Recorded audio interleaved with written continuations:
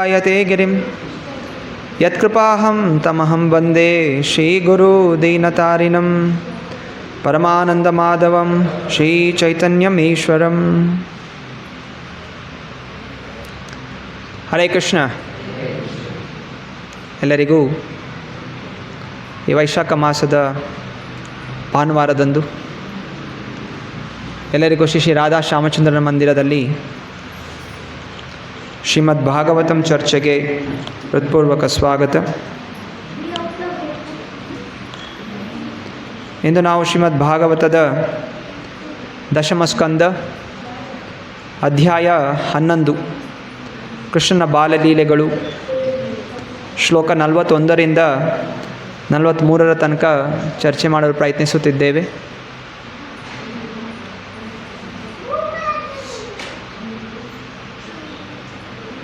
ಎಲ್ಲರೂ ಹೇಳಿ. ಶ್ಲೋಕ 42.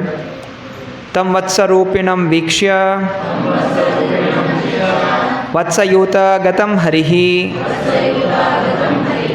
ದರ್ಶಯನ್ ಬಲದೇವಾಯ ಶನೈರ್ಮುಗ್ಧ ಇವಾಸದತ್. ಆ ದೈತ್ಯನು ಕರುವಿನ ರೂಪವನ್ನು ಧರಿಸಿ ಕರುಗಳ ಹಿಂಡನ್ನು ಸೇರಿಕೊಂಡನು. ಅದನ್ನು ನೋಡಿದ ದೇವೋತ್ತಮ ಪರಮಪುರುಷನು, ಇಗೋ ಇನ್ನೊಬ್ಬ ದೈತ್ಯ ಎಂದು ಬಲದೇವನಿಗೆ ತೋರಿಸಿದನು. ಅನಂತರ ದೈತ್ಯನ ಉದ್ದೇಶವು ತನಗೆ ತಿಳಿಯದೇನೋ ಎಂಬಂತೆ ಕೃಷ್ಣನು ಸಾವಕಾಶವಾಗಿ ಅವನ ಬಳಿಗೆ ಹೋದನು.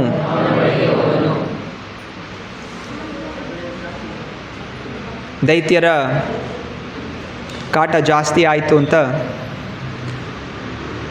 ಸಕಲ ಗೋಕುಲ ನಿವಾಸಿಗಳು ಗೋಕುಲದಿಂದ ವೃಂದಾವನಕ್ಕೆ ವರ್ಗಾವಣೆಗೊಳ್ತಾರೆ. ಎತ್ತಿನ ಬಂಡಿಯಲ್ಲಿ ಎಲ್ಲ ಮಕ್ಕಳು, ವೃದ್ಧರು, ಗೋಪಿಕಾಸ್ತ್ರೀಯರು ಹಾಗೂ ಎಲ್ಲ ಗೋಪಾಲರು ಹಾಡುತ್ತಾ ಕೃಷ್ಣ ಲೀಲೆಗಳನ್ನು ಸ್ಮರಣೆ ಮಾಡುತ್ತಾ, ಬಾಲಕೃಷ್ಣ 4 ವರ್ಷದ ಹುಡುಗ ತನ್ನ ಅಣ್ಣ ಬಲರಾಮನ ಜೊತೆ ನಾನಾ ರೀತಿಯ ಮುಗ್ಧವಾದ ಮಾತುಗಳನ್ನು ಆಡುತ್ತಾ ವೃಂದಾವನ ಪ್ರವೇಶಿಸಿದ್ದಾರೆ. ವೃಂದಾವನದಲ್ಲಿ ಹೊಸ ಹೊಸ ಗಿಡಗಳು, ಮರಗಳು, ಪ್ರಾಣಿ ಪಕ್ಷಿಗಳು, ಹೊಸ ವಾತಾವರಣ. ಯಮುನಾ ನದಿಯ ತೀರದಲ್ಲಿ ಆಟ ಆಡುತ್ತಾ ಕಾಲವನ್ನು ಕಳೆಯುತ್ತಿದ್ದಾರೆ. ಮಕ್ಕಳಿಗೆ ಹಗಲು ರಾತ್ರಿ ಆಟ, ನಾನಾ ರೀತಿಯ ಆಟಗಳು. ಇವತ್ತಿನ ಥರ ಅವತ್ತು ವೀಡಿಯೋ ಗೇಮ್ಸ್ ಇರಲಿಲ್ಲ, ಮೊಬೈಲ್ ಫೋನ್ ಇರಲಿಲ್ಲ, ಪಬ್ಜಿ ಆಡ್ತಾ ಇರಲಿಲ್ಲ. ಆಗವರ ಆಟ ಚೆಂಡಿನಿಂದ, ಹಣ್ಣಿನ ಬಿಲ್ವಪತ್ರ ಹಣ್ಣು ತುಂಬ ಗಟ್ಟಿ ಇರುತ್ತೆ, ಅದರಿಂದ ಈ ಕಡೆಯಿಂದ ಆ ಕಡೆ ಎಸೆಯೋದು, ಚೆಂಡಾಟ ಆಡೋದು, ಕಣ್ಣಾಮುಚ್ಚಾಲೆ ಆಟ ಆಡುವಂತಹದ್ದು, ನಾಟಕಗಳನ್ನು ಆಡುವಂತಹದ್ದು. ಹಗ್ಗವನ್ನು ಹಿಡಿದು 2 ಗುಂಪುಗಳು, ಆ ಕಡೆ ಈ ಕಡೆ ಇಬ್ಬರು ಹಗ್ಗವನ್ನು ಎಳೆಯುವಂಥದ್ದು. ಮಂಗಗಳ ಹಾಗೆ ಮರಕ್ಕಿಂತ ಮರಕ್ಕೆ ಎಗರುವುದು, ಜೋಕಾಲಿ ಆಡುವುದು. ಎತ್ತುಗಳ ಹಾಗೆ ಒಂದು ಚೀಲವನ್ನು ತಲೆ ಮೇಲೆ ಹಾಕ್ಕೊಂಡು ಎತ್ತುಗಳ ಹಾಗೆ ಶಬ್ದ ಮಾಡುವುದು, ಆಕಳುಗಳ ಥರ. ಆಕಳುಗಳು ಹೇಗೆ ಒಂದೊಂದು ಗುದ್ದಾಡುತ್ತೆ ಹಾಗೆ ತಲೆ ಹಿಡ್ಕೊಂಡು ಗುದ್ದಾಡುವಂಥದ್ದು. ಹುಲಿ ಹಾಗೆ ಮರದಿಂದ ಎಗರುವಂಥದ್ದು, ಹಿಡ್ಕೊಳ್ಳುವಂಥದ್ದು, ಕುಸ್ತಿ ಆಡುವಂಥದ್ದು. ಹೀಗೆ ಒಂದು ಪರಸ್ಪರ ಪ್ರೀತಿ, ಪ್ರೇಮ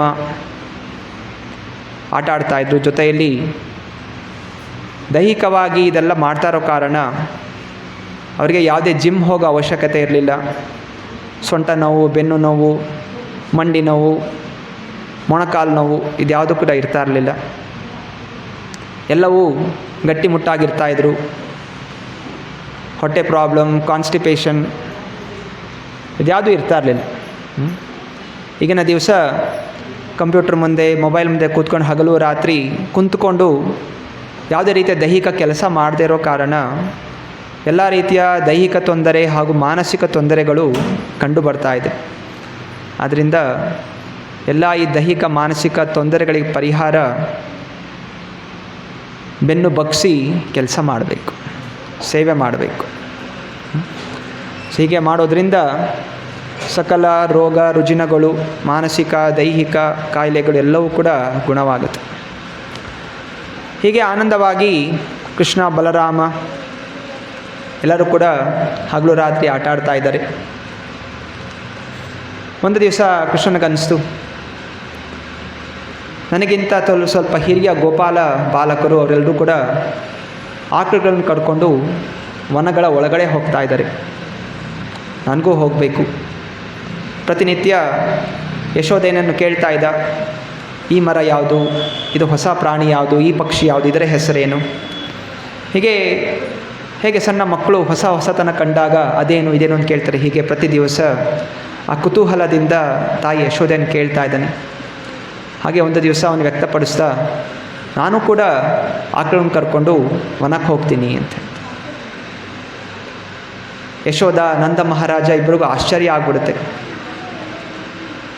ಒಂದು ಕಡೆ ಆಶ್ಚರ್ಯ, ನಂದ ಮಹಾರಾಜ ಸಾಮಾನ್ಯವಾಗಿ ಮಕ್ಕಳು ಕೆಲಸ ಮಾಡಬೇಕು ಅಂತ ಹೇಳಿದ್ರೆ ಹಿಂಜರಿತಾರೆ, ಬಲವಂತವಾಗಿ ಕೆಲಸ ಮಾಡು ಅಂತ ಹೇಳಿ ತಂದೆ ತಾಯಿ ಹಿಂದೆ ಬಿದ್ದಾಗ ಕೆಲಸ ಮಾಡ್ತಾರೆ. ಇದ್ರೆ ಸ್ವತಃ ಕೃಷ್ಣ ನಾನು ಆಕಳನ್ನು ಕರ್ಕೊಂಡು ಹೋಗ್ತೀನಿ ಅಂತ ಜವಾಬ್ದಾರಿ ತೊಗೊಳ್ಳೋಕ್ಕೆ ಮುಂದಾಗ್ತಾ ಇದ್ದಾನೆ. ಅದರಿಂದ ಒಂದು ಕಡೆ ಖುಷಿ ಕೂಡ, ತಂದೆಗೆ ಖುಷಿ, ಮಗ ಜವಾಬ್ದಾರಿ ತಗೋತಾ ಇದ್ದಾನೆ, ನಾನು ಕೆಲಸದಲ್ಲಿ ಭಾಗವಹಿಸ್ತೀನಿ ಅಂತ ಮಾತಾಡಿದ್ರೆ ತಂದೆಗೆ ಅದು ಖುಷಿ. ಅರೆ ಮಕ್ಕಳು ಇವತ್ತಿನ ದಿವಸ ಜವಾಬ್ದಾರಿ ತಗೊಳ್ಳೋದಿಲ್ಲ, ಅರೆ ಎಲ್ಲ ವಸ್ತುಗಳು ಬೇಕು, ಹೊಸ ಶೂ ಬೇಕು, ಹೊಸ ಬೈಕ್ ಬೇಕು, ಇನ್ನು ಹೊಸ ಮೊಬೈಲ್ ಬೇಕು, ಕೆಲಸ ಮಾಡಲಿಕ್ಕೆ ಹಿಂಜರಿತಾರೆ. ಅರೆ ಇನ್ನೊಂದು ಕಡೆ ತಾಯಿಗೆ ಆತಂಕ, ತಾಯಿಗೆ ಮಕ್ಕಳು ಯಾವಾಗಲೂ ಸಣ್ಣ ಮಕ್ಕಳೇ, ಏನು ಕೆಲಸ ಮಾಡಲಿಕ್ಕೆ ಹೋದರೂ ಕೂಡ ಅವ್ರಿಗೆ ಭಯ, ಜವಾಬ್ದಾರಿ ತಗೊಂಡ್ರೆ ಭಯ. ಎಲ್ಲಿಗೆ ಹೋಗ್ತೀಯಾ, ಎಷ್ಟೊತ್ತಿಗೆ ಬರ್ತೀಯಾ, ಎಲ್ಲಿ ಊಟ ಮಾಡ್ತೀಯಾ, ಏನು ತಿಂತೀಯಾ, ಇದೇ ತಾಯಿ ಚಿಂತನೆ. ಹಾಗೆ ಯಶೋಧೆ ಕೂಡ ಏನು ಕೃಷ್ಣ ಹಿಂಗೆ ಕೇಳ್ತಾ ಇದ್ದಾನೆ. ಒಂದು ಕ್ಷಣವೂ ಕೂಡ ಯಶೋಧೆ ಕೃಷ್ಣನ ಬಿಟ್ಟು ಇರ್ತಾ ಇರಲಿಲ್ಲ. ಆಟಾಡ್ತಾ ಇದ್ರು ಕೂಡ ಅವಳು ಕಣ್ಣಿಂದ ಕಾಣ್ತಾ ಇತ್ತು, ಅಷ್ಟು ದೂರದಲ್ಲಿ ಆಟ ಆಡ್ತಾ ಇತ್ತು, ಅದಕ್ಕಿಂತ ಬಿಟ್ಟು ದೂರ ಹೋಗ್ತಾ ಇರಲಿಲ್ಲ. ಈಗ ವನಕ್ಕೆ ಹೋಗ್ತಾರೆ ಅಂತ ಹೇಳಿದ್ರೆ ಕಾಣಿಸೋದಿಲ್ಲ, ಮಕ್ಕಳಿಂದ ಬೆಳಗಿಂದ ಹೋದರೆ ಸಾಯಂಕಾಲ ಬರೋದು ಕಾಣಿಸೋದಿಲ್ಲ, ಅವಳಿಗೆ ಭಯ ಆಗುತ್ತೆ. ಅಷ್ಟು ಹೇಳ್ತಾಳೆ, ಏನು ಆಕಳು ನೋಡೋದು ಏನು ಬೇಕಾಗಿಲ್ಲ, ಸುಮ್ಮನೆ ಮೇಲೆ ಕೂತ್ಕೊಂಡು ಆಟ ಆಡ್ಕೊಂಡಿರು ಅಂತ. ಅರೆ ಕೃಷ್ಣ ಹಠ ಹಿಡಿತಾನೆ, ಇಲ್ಲ ನಾನು ಹೋಗಲೇಬೇಕು, ಹೋಗ್ತೀನಿ. ಯಾಕೆ ಅಡ್ಡ ಬರ್ತೀಯ ನೀನು? ಹಠ ಹಿಡಿಯೋಕ್ಕೆ ಇವಾಗ ಎದುರುತ್ತರ ಕೊಡೋಕ್ಕೆ ಶುರು ಮಾಡ್ತಾ ಇದ್ದಾನೆ ಕೃಷ್ಣ. ತಾಯಿ ಮಾತು ಯಾವತ್ತೂ ಮೀರ್ತಾ ಇರಲಿಲ್ಲ, ಆದರೆ ಈಗ ಅವನು ಎದುರುತ್ತರ ಕೊಡ್ತಾ ಇದ್ದಾನೆ, ನಾನು ಹೋಗಬೇಕು, ನಾನು ಬಾಲಕರ ಜೊತೆ ನಾನು ಹೋಗ್ತೀನಿ, ಆಕಳಿಗೆ ನೋಡ್ಕೋತೀನಿ, ಯಾಕೆ ನೀನು ನನ್ನ ಸಂತೋಷಕ್ಕೆ ಅಡ್ಡ ಬರ್ತೀಯಾ ಅಂತೆಲ್ಲ ಮುಖ ಎಲ್ಲ ಸಪ್ಪಕ್ಕೆ ಮಾಡಿಕೊಂಡು ಅವನು ಮಾತಾಡಲಿಕ್ಕೆ ಶುರು ಮಾಡ್ದ. ಎಮೋಷ್ನಲ್ ಅತ್ಯಾಚಾರ. ತಂದೆ ಏನು ಮಾಡೋದು, ಹೆಂಡತಿ ಮಾತು ಕೇಳೋದ, ಮಗನ ಮಾತು ಕೇಳೋದ, ಗೊಂದಲ. ಆದರೂ ಸರಿ, ಮಕ್ಕಳು ಜವಾಬ್ದಾರಿ ತಗೋತಾ ಇದ್ದಾರೆ ಅಂತ ಹೇಳಿದಾಗ ಸೂಕ್ಷ್ಮವಾಗಿ ಸ್ವಲ್ಪ ಜವಾಬ್ದಾರಿಗಳನ್ನ ಕೊಡೋದು ಇದು ತಂದೆಯ ಗುಣ. ತಂದೆ ಆಯಿತು ಒಪ್ಕೋತಾರೆ ಸರಿ, ಆದರೆ ದೊಡ್ಡ ಆಕಳುಗಳು ಬೇಡ, ಇನ್ನು ಕರುಗಳನ್ನ ಕರ್ಕೊಂಡು ಹೋಗು. ಕರುಗಳು ಸಣ್ಣ ಮಕ್ಕಳು ಕರುಗಳನ್ನ ಕರ್ಕೊಂಡು ಹೋಗ್ತಾರೆ, ದೊಡ್ಡವರು ದೊಡ್ಡ ಆಕಳುಗಳನ್ನ ಕರ್ಕೊಂಡು ಹೋಗ್ತಾರೆ ಅಂತ ಹೇಳಿ ನಿಶ್ಚಯ ಆಗತ್ತೆ. ಯಶೋಧೆಗೆ ಒಪ್ಪಿಸ್ತಾನೆ, ಆಯಿತು ಮಗನಿಗೆ ಕಳಿಸ್ಕೊಡೋಣ, ಅವನ ಸಂತೋಷವೇ ನಮ್ಮ ಸಂತೋಷ ಆಯಿತು ಅಂತ ಹೇಳಿ ಮರುದಿವಸ ಕೃಷ್ಣನಿಗೆ ಎಲ್ಲ ಅಲಂಕಾರ ಆಗುತ್ತೆ, ಪೂಜೆ ಆಗುತ್ತೆ. ತಾಯಿ ದೃಷ್ಟಿಯೆಲ್ಲ ತೆಗಿತಾಳೆ, ಯಾಕಂತ ಹೇಳಿದ್ರೆ ಭಯ ಅವಳಿಗೆ, ಹೊಸದಾಗಿ ಹೋಗ್ತಾ ಇದ್ದಾನೆ. ಇದಕ್ಕಿಂತ ಮುಂಚೆನೂ ಕೂಡ ಅನೇಕ ರಾಕ್ಷಸರೆಲ್ಲ ಆಕ್ರಮಣ ಮಾಡ್ತಾಯಿದ್ರು. ಈಗೆಲ್ಲ ದೃಷ್ಟಿಯೆಲ್ಲ ತೆಗೆದು ಪೂಜೆ ಎಲ್ಲ ಮಾಡಿ ಮುದ್ದಾಡಿ ಎಲ್ಲರೂ ಕರುಗಳನ್ನ ಕರ್ಕೊಂಡು ಹೋಗ್ತಾ ಇದ್ದಾರೆ. ಕೃಷ್ಣ ಬಲರಾಮ ಇಬ್ಬರು ಕೂಡ ಸಂತೋಷದಿಂದ ಹೋಗ್ತಾ ಇದ್ದಾರೆ. ಅವ್ರಿಗೆ ಅದೇ ಸಂತೋಷ, ಕಾಡಿಗೆ ಹೋಗ್ತಾ ಇದ್ದೀನಿ ಅಂತ ಹೊಸತನ. ಜೊತೆಯಲ್ಲಿ ಯಶೋಧ ನಂದ ಮಹಾರಾಜ ಇಬ್ಬರು ಕೂಡ ಹೋಗ್ತಾರೆ, ಹಿಂದೆ ಹೋಗ್ತಾ ಇದ್ದಾರೆ. ಹೇಗೆ ಮಕ್ಕಳನ್ನು ಮೊದಲ ಬಾರಿಗೆ ಶಾಲೆಗೆ ಬಿಟ್ಟಾಗ, ಮಾಂಟೆಸರಿಗೆ ಬಿಟ್ಟಾಗ ಆ ಮಗು ಅಳಕ್ಕೆ ಶುರು ಮಾಡುತ್ತೆ. ತಂದೆ ತಾಯಿ ಎಲ್ಲೇ ನಿಂತ್ಕೊಂಡು ನೋಡ್ತಾ ಇರ್ತಾರೆ, ಬಾಗಿಲ ಹತ್ರ ನಿಂತ್ಕೊಂಡು. ಒಂದು ದಿವಸ 2 ದಿವಸ ಆದಮೇಲೆ ಅಭ್ಯಾಸ ಆಗುತ್ತೆ. ಅರೆ ಇಲ್ಲಿ ಕೃಷ್ಣನಿಗೆ ಆತಂಕ ಇಲ್ಲ, ನಂದ ಮಹಾರಾಜ ಯಶೋಧೆಗೆ ಆತಂಕ. ಅವರು ಹಿಂದೆ ಹೋಗ್ತಾ ಇದ್ದಾರೆ, ಕೃಷ್ಣ ಹೋಗ್ತಾನೆ. ಕೃಷ್ಣ ನೋಡ್ತಾ ಇದ್ದಾನೆ, ಯಾರೂ ಬರ್ತಾಯಿಲ್ಲ, ಯಾರ ಮಕ್ಕಳು ತಂದೆ ತಾಯಿ ಬರ್ತಾರೆ, ನನ್ನ ತಂದೆ ತಾಯಿನೇ ಬರ್ತಾ ಇದ್ದಿಲ್ಲ ಅಂತ ಅವನಿಗೊಂಥರ ನಾಚಿಕೆ ಆಗ್ತಾಯಿದೆ. ಇವರೆಲ್ಲ ರೇಗಿಸ್ತಾರೆ, ಹುಡುಗರು ಏನು ನಿನ್ನ ತಂದೆ ತಾಯಿ ನೀನು ಹಿಂದೆನೇ ಬರ್ತಾ ಇದ್ದಾರೆ, ಅದಕ್ಕೆ ಅವ್ನಿಗೆ ನಾಚಿಕೆ ಆಗ್ತದೆ ಅಂತಂತ ಹಿಂದೆ ಬರ್ತಾ ಇದ್ದಾರಲ್ಲ ಅಂತ. ಅವನು ಹೇಳ್ತಾನೆ ನೀವು ಹೋಗಿ ವಾಪಸ್ ಹೋಗಿ ಅಂತ ಅವನು ಹೇಳ್ತಾ ಇದ್ದಾನೆ. ಆದರೆ ಅವರು ಇವತ್ತೊಂದು ದಿವಸ ನಿಮ್ಮ ಜೊತೆ ಇರ್ತೀನಿ, ಏನೋ ಭಯ ಆಗ್ಬೋದು ಅವ್ರಿಗೆ. ಅವನ ಕೃಷ್ಣನಿಗೇನು ಭಯ ಇಲ್ಲ, ತಂದೆ ತಾಯಿಗೆ ಭಯ, ಆ ಪ್ರೀತಿಯ ಭಯ. ಜೊತೆಗೆ ಇರ್ತೀನಿ, ಇವತ್ತೊಂದು ದಿವಸ ನಿನ್ನ ಜೊತೆ ಇರ್ತೀನಿ, ನಾಳೆ ನೀನು ಒಬ್ಬನೇ ಹೋಗುವಂತ. ಕೃಷ್ಣ ಹೇಳ್ತಾನೆ ಇಲ್ಲ ಇಬ್ಬರು ಹೋಗಿ, ಇಲ್ಲೆಲ್ಲ ದೊಡ್ಡ ದೊಡ್ಡ ಗೋಪಾಲರಿದ್ದಾರೆ, ನಾನು ನೋಡ್ಕೋತಾರೆ, ನಾನು ಹುಷಾರಾಗಿರ್ತೀನಿ.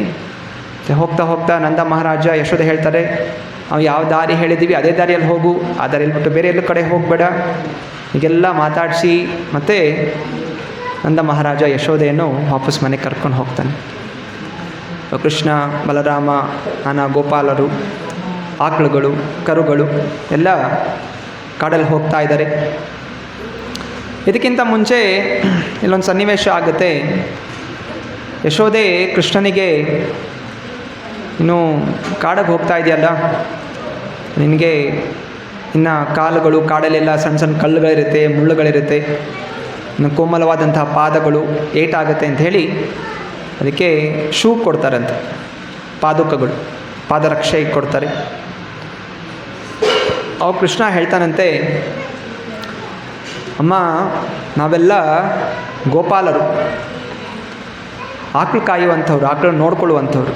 ಅಂದರೆ ಆಕಳುಗರು ನಮ್ಮ ಯಜಮಾನ ಇದ್ದ ಹಾಗೆ, ನಾವು ಅವರ ಸೇವಕರು. ಯಜಮಾನರೇ ಬರೀ ಕಾಲಲ್ಲಿ ಹೋಗ್ತಾ ಇದ್ದಾರೆ, ನಾವು ಸೇವಕರು ಹೇಗೆ ಪಾದರಕ್ಷೆ ಹಾಕ್ಕೊಂಡು ಹೋಗೋದು? ಅಂದರೆ ನಾನು ಪಾದರಕ್ಷೆಗಳು ಹಾಕ್ಕೋಬೇಕು ಅಂತ ಹೇಳಿದ್ರೆ ಎಲ್ಲ ಈ ಗೋಗಳಿಗೆ ಪಾದರಕ್ಷೆಗಳನ್ನ ಕೊಡು, ಆವಾಗ ನಾನು ಕೂಡ ಪಾದರಕ್ಷೆ ಹಾಕ್ಕೊಂಡು ಹೋಗ್ತೀನಿ ಅಂತ ಹೇಳ್ತಾನಂತೆ.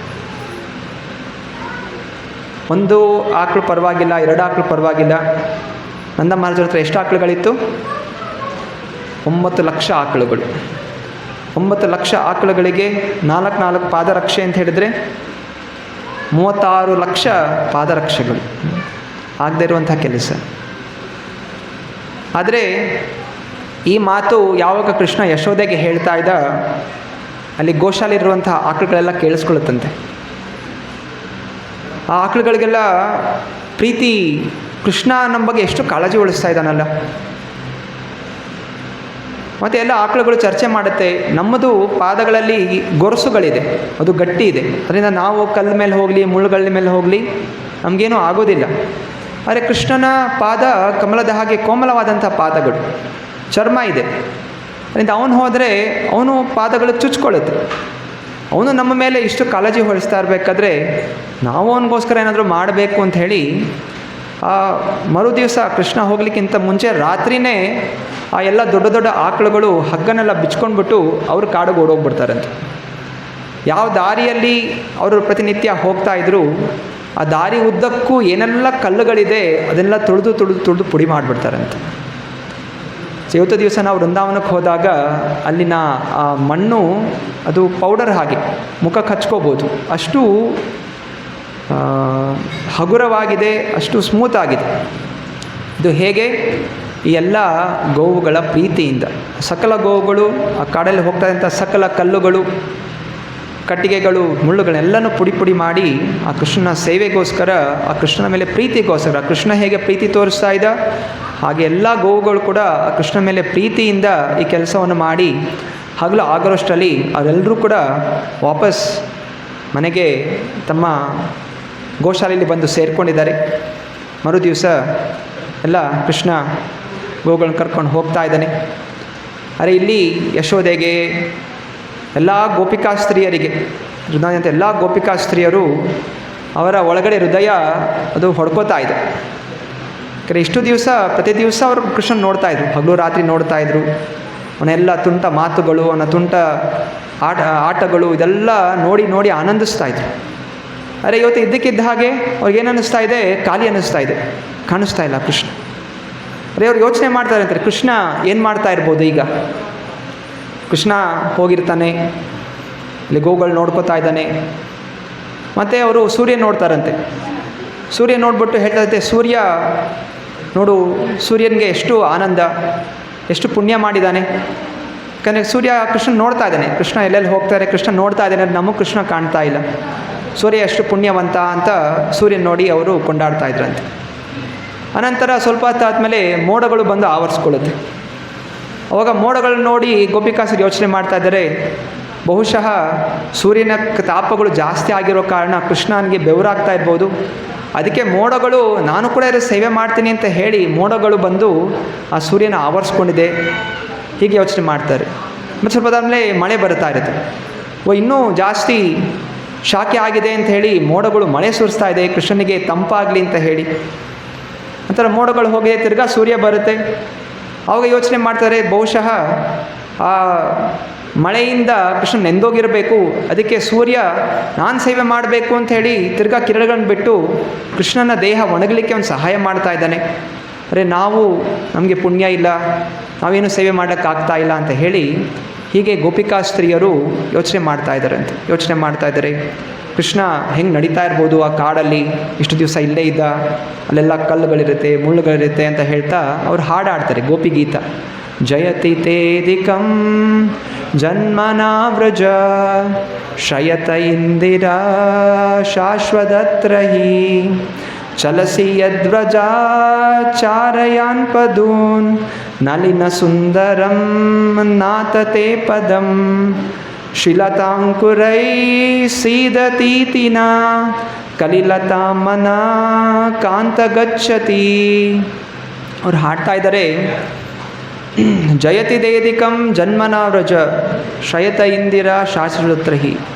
ಕೃಷ್ಣ ವೃಂದಾವನದಲ್ಲಿ ಅವತರಿಸಿರೋ ಕಾರಣ ಸ್ವಯಂ ಲಕ್ಷ್ಮೀದೇವಿ ಪ್ರಕಟವಾಗಿದ್ದಾಳೆ. ಇಂದಿರಾದೇವಿ ಲಕ್ಷ್ಮೀದೇವಿ ಅವಳು ಪ್ರಕಟವಾಗಿದ್ದಾಳೆ. ಅದರಿಂದ ವೃಂದಾವನ ಎಲ್ಲ ರೀತಿಯ ಐಶ್ವರ್ಯದಿಂದ ತುಂಬಿದೆ. ಹಣ್ಣು, ಹೂಗಳು, ಹಂಪಲುಗಳು, ಗೆಣಸುಗಳು, ಸಕಲ ಆನಂದ ವೃಂದಾವನದಲ್ಲಿ ಕೂಡಿದೆ. ಲಕ್ಷ್ಮೀದೇವಿ ಬಂದಿದ್ದಾಳೆ. ಲಕ್ಷ್ಮಿ ಯಾಕೆ ಬಂದಿರೋದು? ಕೃಷ್ಣ ಅವತರಿಸಿರೋ ಕಾರಣ.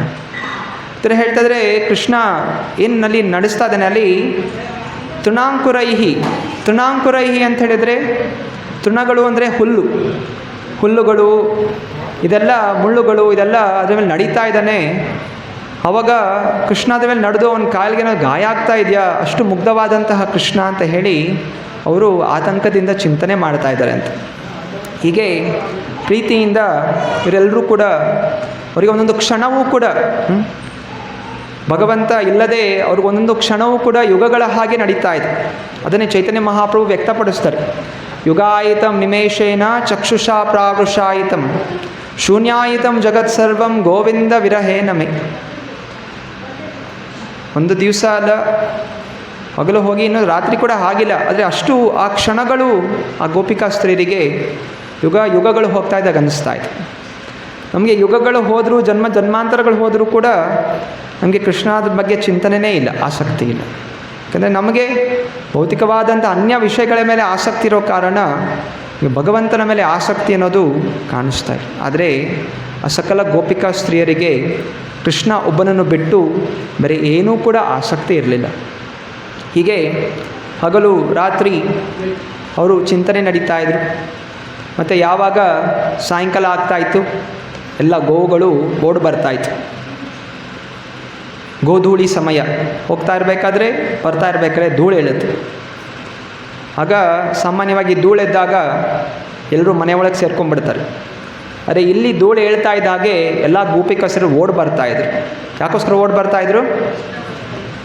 ಅದ್ರ ಹಿಂದೆ ಕೃಷ್ಣ ವಾಪಸ್ ಬರ್ತಾ ಇದ್ದಾನೆ ಅಂತ ಅವ್ರಿಗೆ ಸಂಕೇತ ಸಿಗ್ತಾಯಿತ್ತು.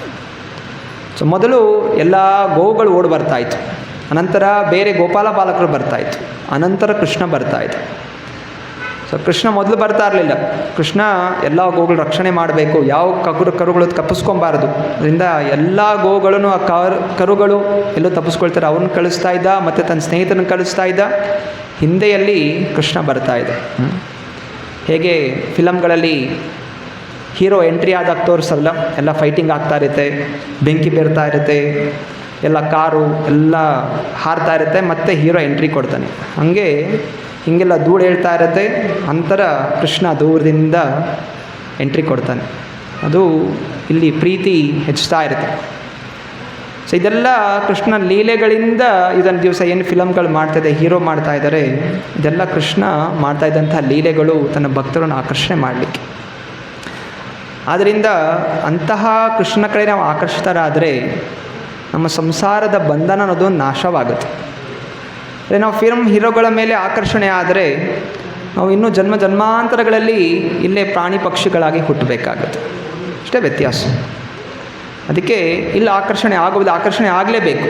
ಅಂದರೆ ಭೌತಿಕವಾದಂತಹ ಈ ಮೇಕಪ್ ಹಾಕ್ಕೊಂಡಿರುವಂಥ ಹೀರೋಗಳ ಮೇಲೆ ಆಕರ್ಷಣೆ ಆಗೋ ಬದಲು ಸಚ್ಚಿದಾನಂದ ರೂಪಿಯಾದಂತಹ ಕೃಷ್ಣ ಮೇಲೆ ನಾವು ಆಕರ್ಷಣೆಯನ್ನು ಬೆಳೆಸ್ಕೋಬೇಕು. ಗೋಪಿಕಾ ಸ್ತ್ರೀಯರ ಹಾಗೆ ಹೀಗೆ ನಾನಾ ರೀತಿಯಲ್ಲಿ ಕೃಷ್ಣ ಆಕರ್ಷಣೆ ಮಾಡ್ತಾ ಇದ್ದ. ಸಕಲ ಬಾಲಕರು ಮನೆಗೆ ಬಂದ ತಕ್ಷಣ ಹಿಂತಿರುಗ್ತಾ ಇದ್ದ ಹಾಗೆ ಎಲ್ಲ ಗೋಪಿಕಾ ಸ್ತ್ರೀಯರು ಮೊದಲು ಹೋಗಿ ಕೃಷ್ಣ ತಪ್ಕೋತಾ ಇದ್ರು. ಅವ್ರ ಮಕ್ಕಳಲ್ಲ, ಮೊದಲು ಕೃಷ್ಣ ಅವ್ರ ಮಕ್ಕಳಿಗಿರ್ತಾಯಿದ್ರು. ಮೊದಲು ಕೃಷ್ಣ ನೋಡ್ತಾಯಿದ್ರು, ಕೃಷ್ಣ ಮುತ್ತಾಡ್ತಾಯಿದ್ರು, ಅನಂತರ ತಮ್ಮ ಮಕ್ಕಳನ್ನ ಕರ್ಕೊಂಡು ಮನೆಗೆ ಹೋಗ್ತಾಯಿದ್ರು. ಅಲ್ಲಿ ಮಕ್ಕಳು ಮನೆಗೆ ಹೋದ ತಕ್ಷಣ ಮತ್ತೆ ಕೃಷ್ಣ ಏನು ಮಾಡ್ದ ಇವತ್ತು, ಇದು ಪ್ರಶ್ನೆ ಅವರಿಗೆ. ನೀನೇನು ಮಾಡಿದೆ ಅಂತಲ್ಲ, ಕೃಷ್ಣ ಏನು ಮಾಡ್ದ. ಮಕ್ಕಳು ಕೂಡ ಅಷ್ಟೇ, ಬೆಳಗ್ಗೆಯಿಂದ ರಾತ್ರಿ ತನಕ ಹೆಂಗೆ ಆಟ ಆಡ್ತಾಯಿದ್ದ, ಎಲ್ಲ ಆಟ ಆಡಿದ್ವಿ, ಏನು ಆಟ ಆಡಿದ್ವಿ, ಏನು ತಿಂದ್ವಿ, ಇನ್ನೆಲ್ಲ ಮಾಡ್ದ. ಹೀಗೆ ರಾತ್ರಿ ಎಲ್ಲ ಅದ್ರ ಬಗ್ಗೆ ಚಿಂತನೆ ಮಾತು. ಅದಾದಮೇಲೆ ಅವ್ರು ಮಲ್ಕೋತಾಯಿದ್ರು. ಸೊ ಹೀಗೆ ಪ್ರತಿ ದಿವಸ ಆಟ, ಆನಂದ ಮತ್ತು ನಾಟಕಗಳು ಆಡ್ತಾಯಿದ್ರು.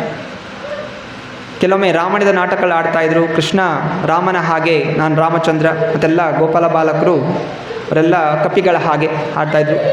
ಮತ್ತು ಸಣ್ಣ ಹೊಳೆ ಇರುತ್ತೆ, ಅವೆಲ್ಲ ನೀವೆಲ್ಲ ಆಯಿತು ಸೇತುವೆ ಕಟ್ಟಿಸಿ ಅಂತ ಎಲ್ಲ ಸೇತುವೆ ಕಟ್ತಾಯಿದ್ರು. ಮತ್ತು ಕೃಷ್ಣ ನಡ್ಕೊಂಡು ಹೋಗ್ತಾಯಿದ್ರು. ಸೊ ಇದೆಲ್ಲ ಕೃಷ್ಣ ತೋರಿಸ್ಕೊಡ್ತಾ ಇದ್ದ. ದ್ವಾಪರಯುಗದಲ್ಲಿ ಬಂದಂತಹ ರಾಮಚಂದ್ರ ಬೇರೆಯಲ್ಲ, ನಾನು ಕೃಷ್ಣ ಬೇರೆಯಲ್ಲ. ಸಕಲ ದೇವಾನ್ ದೇವತೆಗಳು ಕೆಲವೊಮ್ಮೆ ಆಶ್ಚರ್ಯಚಕಿತರಾಗ್ತಾಯಿದ್ರು. ಯಾಕಂದರೆ ಈ ಸಣ್ಣ ಕೃಷ್ಣ ನಿಜವಾಗ್ಲೂ ಭಗವಂತನ,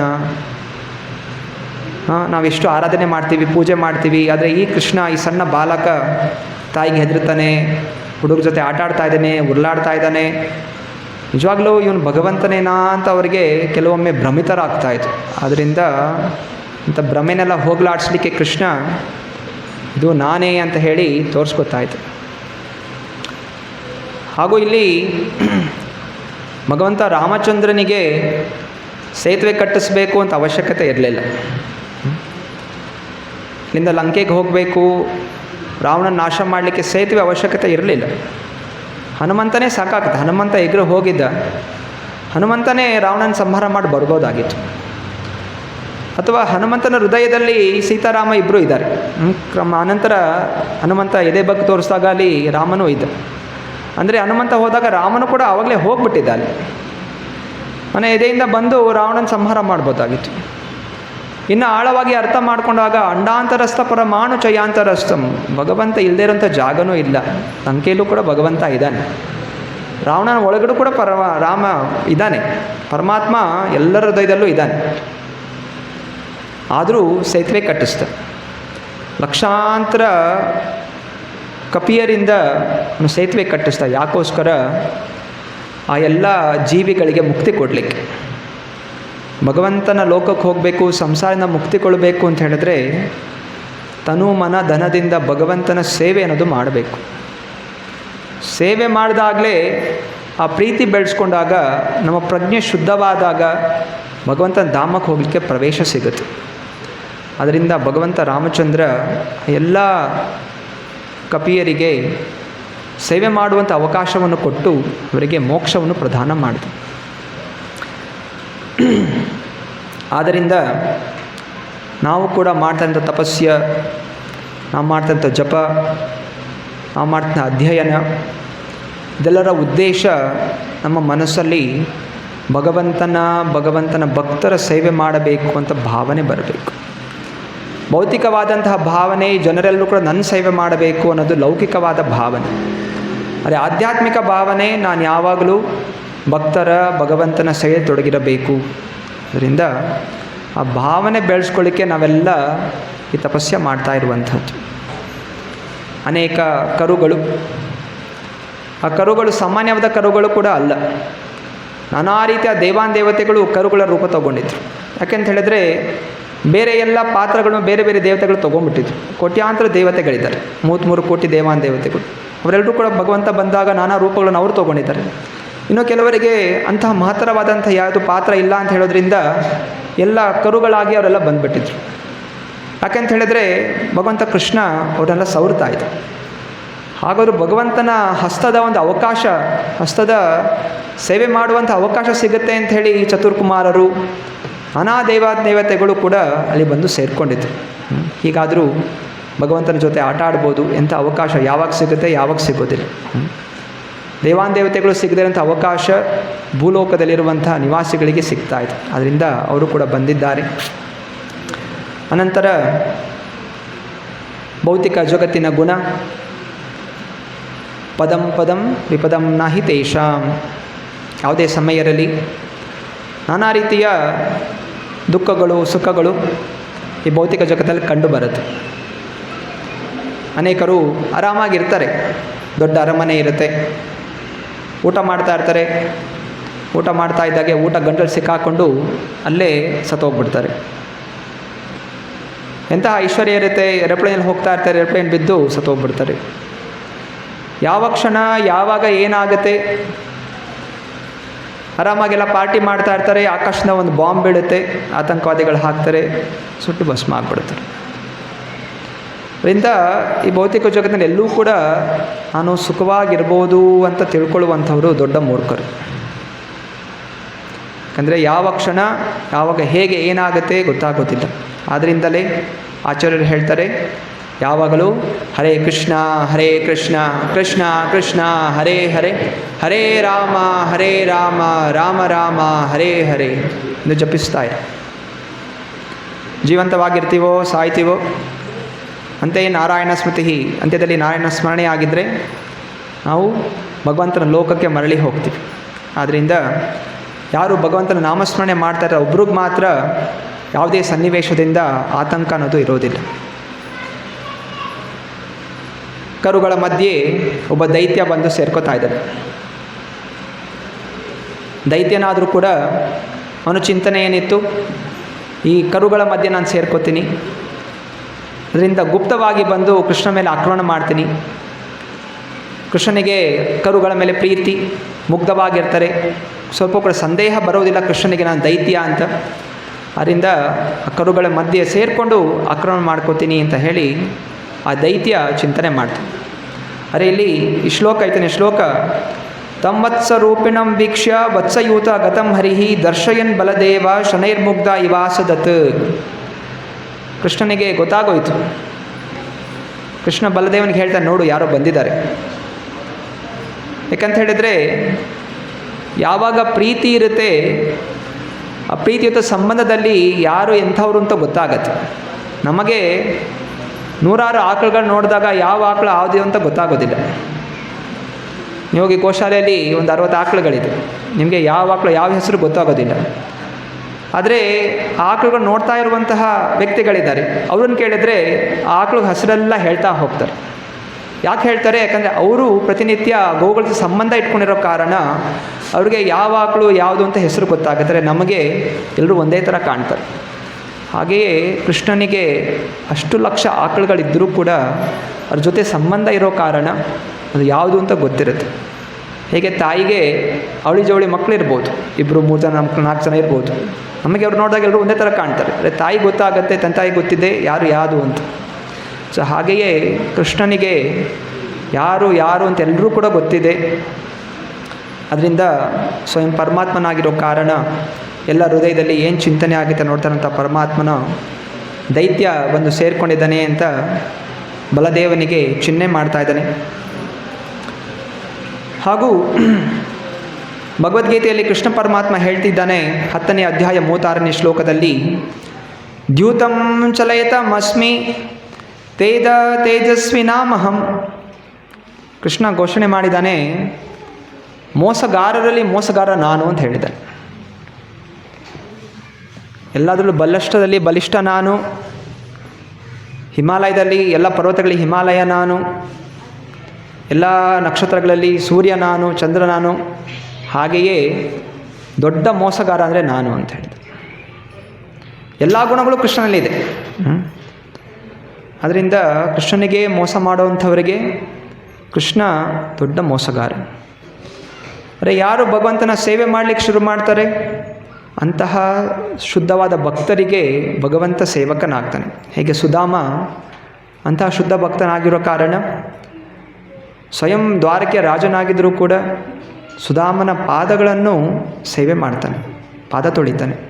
ಯುಧಿಷ್ಠಿರ ಮಹಾರಾಜ ರಾಜಸೂಯ ಯಜ್ಞ ಮಾಡಿದಾಗ ಅಲ್ಲಿ ಯಜ್ಞಕ್ಕೆ ಬಂದಂತಹ ಅತಿಥಿಗಳ ಪಾದ ಸೇವೆಯನ್ನು ಮಾಡ್ತಾನೆ.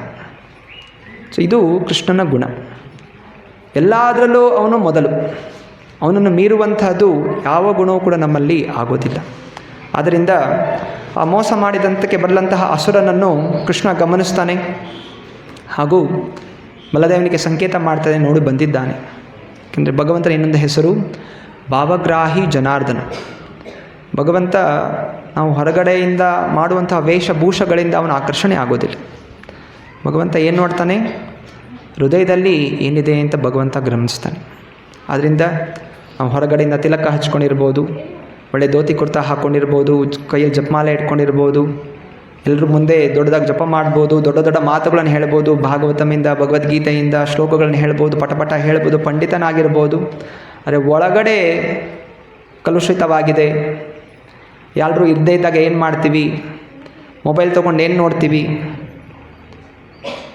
ಇಸ್ಕಾನ್ ನೋಡ್ತೀರಾ ಅಥವಾ ಬೇರೆ ಬೇರೆ ವೆಬ್ಸೈಟ್ಗಳು ನೋಡ್ತೀರಾ, ಅದೆಲ್ಲವೂ ಕೂಡ ಕೃಷ್ಣ ಗಮನಿಸ್ತಾನೆ. ಆದ್ದರಿಂದ ಕೃಷ್ಣನಿಂದ ತಪ್ಪಿಸ್ಕೊಳ್ಳೋಕ್ಕೆ ಸಾಧ್ಯ ಇಲ್ಲ. ಅದಕ್ಕೆ ಪ್ರತಿಯಾಗಿ ನಾವೇನು ಮಾಡ್ತಾ ಇರ್ತೀವಿ, ಅದಕ್ಕೆ ತಕ್ಕ ಹಾಗೆ ಅವನು ಕೂಡ ಕರ್ಮದ ಫಲಗಳನ್ನು ಕೊಡ್ತಾನೆ. ಅದರಿಂದ ನಮಗೆ ಈ ರೀತಿ ಕಷ್ಟ ಬರ್ತಾ ಇದೆ, ಸಂಕಟಗಳು ಉಂಟಾಗ್ತದೆ, ನಮ್ಮ ಜೀವನದಲ್ಲಿ ಮೋಸಗಳು ಆಗ್ತಾ ಇದೆ ಅಂತ ಹೇಳಿದ್ರೆ ಅದಕ್ಕೆ ಕಾರಣ ಯಾರು ಕಾರಣ? ನಾವು ಭಗವಂತನಿಗೆ ಮೋಸ ಮಾಡಿರುವಂತಹ ಕಾರಣ. ಆದ್ದರಿಂದ ಮೋಸ ಮಾಡುವಂಥ ಗುಣವನ್ನು ನಾವು ಬೆಳೆಸ್ಕೋಬಾರ್ದು. ಮೋಸ ನಾವು ನೇರವಾಗಿ ಭಗವಂತನಿಗೆ ಮಾಡೋದಿಲ್ಲ, ಶುರುವಾಗುತ್ತೆ ನಮ್ಮ ಸುತ್ತಮುತ್ತ ಇರೋ ಜನರಿಗೆ ಮೋಸ ಮಾಡೋದ್ರಿಂದ. ಯಾವಾಗ ಈ ಮೋಸ ಮಾಡುವಂಥ ಗುಣ ನಾವು ಬೆಳೆಸ್ಕೊತಾ ಹೋಗ್ತೀವಿ, ಕ್ರಮೇಣವಾಗಿ ಇದು ಹೆಂಗೆ ಬೆಳೆಯುತ್ತೆ ಅಂತ ಹೇಳಿದ್ರೆ, ನಾನು ಭಗವಂತನಿಗೆ ಮೋಸ ಮಾಡ್ತೀನಿ ಅಂತ ಬುದ್ಧಿ ಬೆಳೆಯುತ್ತೆ. ಈ ಅಸುರ ಅವನು ಮುಂಚಿತವಾಗಿ ಬೇರೆ ಬೇರೆ ಜನರಿಗೆ ಮೋಸ ಮಾಡ್ತಾಯಿದ್ದ, ಬೇರೆ ಬೇರೆ ಜನರಿಗೆ ಮೋಸ ಮಾಡಿ ಮಾಡಿ ಈಗ ಅವನು ಕೃಷ್ಣನಿಗೇ ಮೋಸ ಮಾಡಬೇಕು ಅಂತ ಬಂದಿದ್ದ. ಹೀಗೆ ಬಂದಂತಹ ಆ ಅಸುರ ಸೇರ್ಕೊಂಡಿದ್ದಾನೆ. ಕೃಷ್ಣನಿಗೆ ಯಾವುದೇ ರೀತಿ ಭಯ ಇಲ್ಲ. ಹಿಂದೆನೂ ಕೂಡ ನಾನಾ ಅಸುರರು ಆಕ್ರಮಣ ಮಾಡಿದರು. ಸಾಮಾನ್ಯವಾಗಿ ಜನರು ಈಗ ಪೊಲಿಟಿಷಿಯನ್ಗಳಿರ್ತಾರೆ ಅಥವಾ ದೊಡ್ಡ ದೊಡ್ಡ ಕೈಗಾರಿಕಾ ಉದ್ಯಮಿಗಳಿರ್ತಾರೆ, ಅವರಿಗೇನಾದರೂ ಆಕ್ರಮಣ ಆದ ತಕ್ಷಣ ಏನಾಗ್ತಾರೆ, ಅದು ಸೆಕ್ಯೂರಿಟಿ ಜಾಸ್ತಿ ಆಗಿಬಿಡುತ್ತೆ. ಪೊಲೀಸರು ಇರ್ತಾರೆ. ಒಬ್ಬ ಪ್ರಧಾನಮಂತ್ರಿ ಬರಬೇಕು ಅಂತ ಹೇಳಿದ್ರೆ ಅವನ ಹಿಂದೆ ಮುಂದೆ ಎಷ್ಟೊಂದು ಕಾರ್ಗಳಿರುತ್ತೆ, ಆಕಾಶದಲ್ಲಿ ಡ್ರೋನ್ಗಳಿರುತ್ತೆ, ಫೈಟರ್ ಜೆಟ್ಗಳು ಓಡಾಡ್ತಾ ಇರ್ತಾರೆ. ಅಮೆರಿಕನ್ ಪ್ರೆಸಿಡೆಂಟ್ ಬರಬೇಕು ಅಂತ ಹೇಳಿದ್ರೆ ಸಾವಿರಾರು ಜನ ಇರ್ತಾರೆ, ಎಲ್ಲಿಂದ ಯಾವ ಕಡೆಯಿಂದ ಯಾರು ಶೂಟ್ ಮಾಡ್ತಾರೋ ಏನು ಮಾಡ್ತಾರೋ ಅಂತ. ಅದೇ ಕೃಷ್ಣ ಯಾವ ಸೆಕ್ಯೂರಿಟಿ ಇಲ್ಲ, ಏನಿಲ್ಲ. ಅವನು ಸಿಂಹದ ಹಾಗೆ, ಕಾಡಲ್ಲಿ ಸಿಂಹನಿಗೆ ಯಾವ ಪ್ರಾಣಿದು ಭಯ ಇಲ್ಲ. ಹಾಗೆ ಕೃಷ್ಣ ಅವನು ನೋಡ್ತಾ ಇದ್ದಾನೆ. ಅನಂತರ ಕೃಷ್ಣನಿಗೆ ಗ್ರಹಣೆ ಆಗದೇ ಇರುವಂಥದ್ದು ಯಾವುದೇ ವಿಷಯವೂ ಕೂಡ ಇಲ್ಲ. ಹಿಂದೆಯೂ ಕೂಡ ರಾಮಾಯಣದಲ್ಲಿ ಮಾರೀಚ ಅನ್ನುವಂಥವನು ಚಿನ್ನದ ಜಿಂಕೆಯಾಗಿ ಬಂದಿರ್ತಾನೆ. ಸೀತಾದೇವಿ ಆಕರ್ಷಿತಳಾಗ್ತಾಳೆ, ಅದು ಚಿನ್ನದ ಜಿಂಕೆ, ನೋಡು ನನಗದು ಬೇಕು ರಾಮಚಂದ್ರ ಅಂತ ಬೇಡ್ಕೋತಾಳೆ. ಲಕ್ಷ್ಮಣ ಹೇಳ್ತಾನೆ, ಚಿನ್ನದ ಜಿಂಕೆ ಅನ್ನೋದು ಇಲ್ಲವೇ ಇಲ್ಲ. 84 ಲಕ್ಷ ಜೀವರಾಶಿಗಳಲ್ಲಿ ಚಿನ್ನದ ಜಿಂಕೆ ಅನ್ನೋದು ಇಲ್ಲ. ಹಾಗೂ ಗಮನಿಸು, ಜಿಂಕೆ ಬಂದಿದ್ದರೆ ಆ ಜಿಂಕೆಯ ಜೊತೆಯಲ್ಲಿ ಪಕ್ಷಿಗಳು, ಅಳಿಲುಗಳು ಎಲ್ಲ ಓಡಾಡ್ತಾ ಇರುತ್ತೆ. ನಾವು ಕೂಡ ಗೋಶಾಲೆಗೆ ನೋಡಿದ್ರೆ ಆ ಗೋಶಾಲೆಯಲ್ಲಿ ಆಕಳು ಕೂತಿದ್ದಾಗ ಅದ್ರ ಪಕ್ಕ ಒಂದು ಪಕ್ಷಿ ಕೂಡ ಬಂದು ಕೂತಿರುತ್ತೆ. ಆ ಪಕ್ಷಿಗಳು ಆ ಗೋವುಗಳ ಮೇಲೆ ಇರುವಂಥ ಹುಳಗಳನ್ನೆಲ್ಲ ತಿಂತಾ ಇರುತ್ತೆ. ಆ ಪಕ್ಷಿಗಳಿಗೆ ಗೋವುಗಳ ಮೇಲೆ ಭಯ ಇಲ್ಲ. ಆದರೆ ನಾವು ಹೋದರೆ ಪಕ್ಷಿಗಳು ನಮ್ಮ ಹತ್ರ ಬರೋದಿಲ್ಲ, ಹಾರ್ಕೊಂಡು ಹೋಗ್ಬಿಡುತ್ತೆ. ಹಾಗೆ ಲಕ್ಷ್ಮಣ ಹೇಳ್ತೇನೆ, ನೋಡು ಆ ಜಿಂಕೆ ಹತ್ರ ಯಾವ ಪ್ರಾಣಿಗಳು, ಬೇರೆ ಅನ್ಯ ಸಣ್ಣ ಪುಟ್ಟ ಪ್ರಾಣಿಗಳು, ಪಕ್ಷಿ ಕೂಡ ಬರ್ತಾ ಇಲ್ಲ, ಎಲ್ಲ ಓಡೋಗ್ತಾ ಇದೆ. ಅದರಿಂದ ಇದು ಯಾವುದೋ ಮಾಯಾ ಅಸುರ ಇದ್ದಾನೆ ಅಂತ. ಸೊ ಹಾಗೆ ಭಗವಂತ ಆ ಎಲ್ಲ ಮಾಯದ ಪ್ರಭಾವಕ್ಕೊಳಗಾಗೋದಿಲ್ಲ. ಯಾಕಂದರೆ ಕೃಷ್ಣ ಮಾಯಾಪತಿ, ಸಕಲ ಜಗತ್ತಿಗೆ ಪತಿ, ಜಗತ್ಪತಿ, ಮಾಯಾಪತಿ ಆಗಿರುವಂತಹ ಆ ಕೃಷ್ಣನಿಗೆ ಮಾಯಾಜಾಲ ಮಾಡಲಿಕ್ಕೆ ಪ್ರಯತ್ನ ಮಾಡ್ದ. ಅರೆ ಕೃಷ್ಣ ಏನು ಮಾಡ್ದ, ಗೃಹೀತ್ವಾ ಪರಪಾದಾಭ್ಯಾಂ ಸಹಲಾಂಗುಲಮುಚ್ಯತಃ ಭ್ರಾಮಯಿತ್ವಾ ಕಪಿತಾಗ್ರೆ ಪ್ರಾಹಿಣೋದ್ಗತಜೀವತಂ ಸಾ ಕಪಿತ್ಯಾರ್ಮಕಾಯ ಪಾತ್ಯಮನ್ಯೈಃ ಪಾಪತಃ. ಕೃಷ್ಣ ಏನು ಮಾಡ್ದ? ಕೃಷ್ಣ ಆ ಕರು ಹಿಂದೆಯಿಂದ ಬಂದ.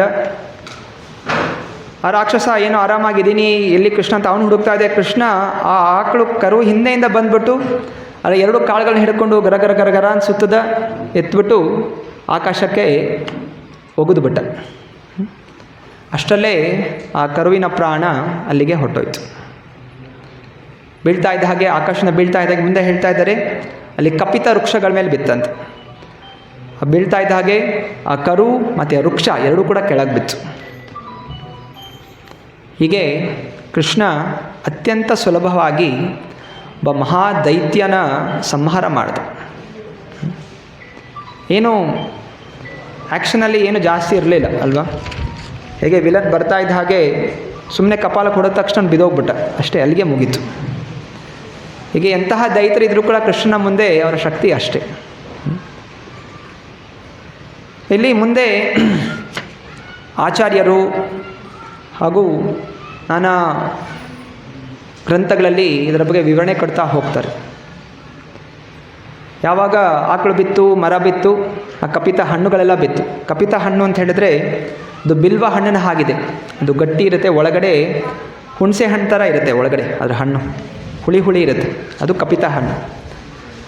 ಎಲ್ಲ ಆ ಗೋಪಾಲ ಬಾಲಕರು ಎಲ್ಲ ಹಣ್ಣು ಬಿತ್ತು ಅಂತ ಹೇಳಿ ಆ ಹಣ್ಣನ್ನೆಲ್ಲ ತಿನ್ನಲಿಕ್ಕೆ ಶುರು ಮಾಡ್ತಾರೆ. ಹೀಗೆ ಕೃಷ್ಣ ಒಂದೇ ಕೆಲಸದಲ್ಲಿ ಅಸುರನ ಸಂಹಾರ ಮಾಡ್ದ ಹಾಗೂ ಎಲ್ಲ ಗೋಪಾಲ ಬಾಲಕರಿಗೆ ಅವನು ಆ ಹಣ್ಣನ್ನು ನೀಡ್ದ. ಹೀಗೆ ಎರಡು ಕೆಲಸಗಳು ಎರಡು ಕಾರ್ಯಗಳು ಒಂದೇ ಕೆಲಸದಲ್ಲಿ ಮುಗೀತು. ತಾನೇ ಸಂಹಾರ ಮಾಡ್ದ, ತಾನೇ ಪಾರ್ಟಿ ಕೊಟ್ಟ ಅಲ್ವಾ? ಏನೋ ಸಾಧನೆ ಮಾಡಿದಾಗ ಪಾರ್ಟಿ ಕೊಡ್ತಾರಲ್ಲ, ಹೀಗೆ ಕೃಷ್ಣ ಅವ್ರಿಗೆಲ್ಲರೂ ಪಾರ್ಟಿ ಕೊಟ್ಟ, ಹಣ್ಣಿನ ಪಾರ್ಟಿ ಕೊಟ್ಟ. ಅನಂತರ ಎಲ್ಲ ಗೋಪಾಲ ಬಾಲಕರು ಹೇಳ್ತಾರಂತೆ, ಕೃಷ್ಣ ಕರು ಸತ್ತೋಯ್ತಲ್ಲ, ಕರು ಸಾಯಿಸೋದು ಪಾಪ ಅಲ್ವಾ?